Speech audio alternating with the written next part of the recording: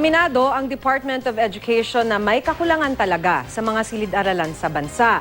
Pero pagtitiyak ng ahensya, magpapatayo ng aabot sa 30,000 silid-aralan bago matapos ang termino ni Pangulong Aquino. Makibalita tayo kay Sara Hilomen Velasco.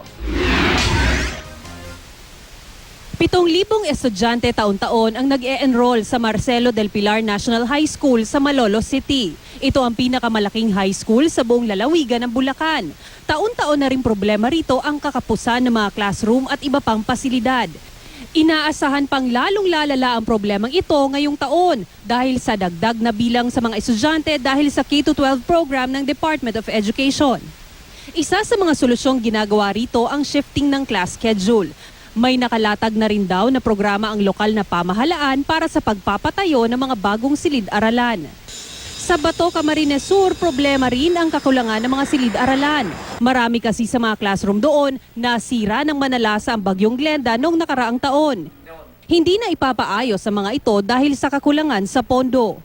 Kakulangan din ng mga silid-aralan ang problema sa Dumaguete City sa Negros Oriental. Karapatan ng mamamayan. Karapatan ng mamamayan. Edukasyon. Ang ganitong sitwasyon sa mga paaralan sa bansa ang dahilan kung bakit nagprotesta ang grupo ng kabataang ito sa Quezon City. Hindi raw napagtutuunan ng pansin ng DepEd ang mga problema sa basic education dahil abala sila sa pag-implement ng K-12. Hindi raw dapat ituloy ang K-12. Tutol din daw sila sa pag-aproba ng CHED sa taas singil sa matrikula at iba pang singili ng mahigit 300 paaralan sa bansa. Ang Alliance of Concerned Teachers nababahala lalo't lumabas sa nakaraang pagdinig ng Kamara na may 68.7 billion pesos na pondo na nakalaan para sa classroom construction. Pero 2.9 billion pesos lang daw ang inilabas para rito at 1.7 billion pesos pa lang ang nagagamit. Baka naman may ibang papupuntahan itong budget na to, malay natin magamit sa eleksyon. Hindi natin masabi.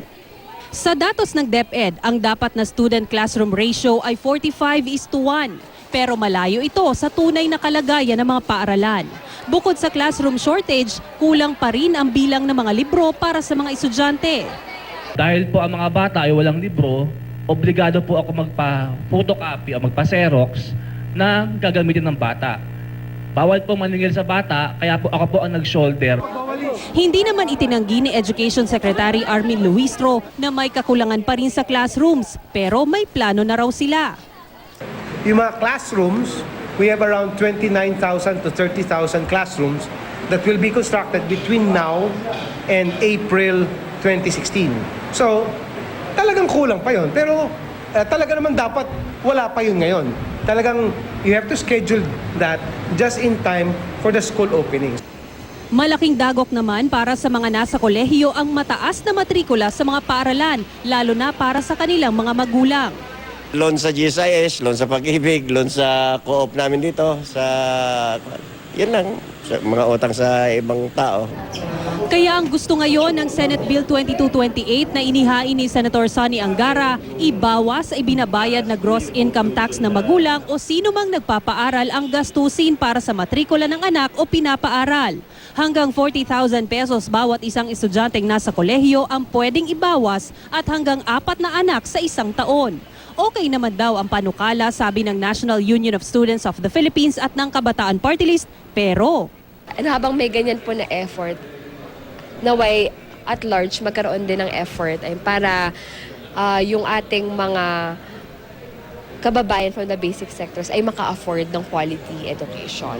Yung kailangan po magbago, hindi yung mismong mekanismo nung pagpasa po ng mga tuition fee and other school fees. Sara Hilomen Velasco, Nagbabalita, Pilipinas.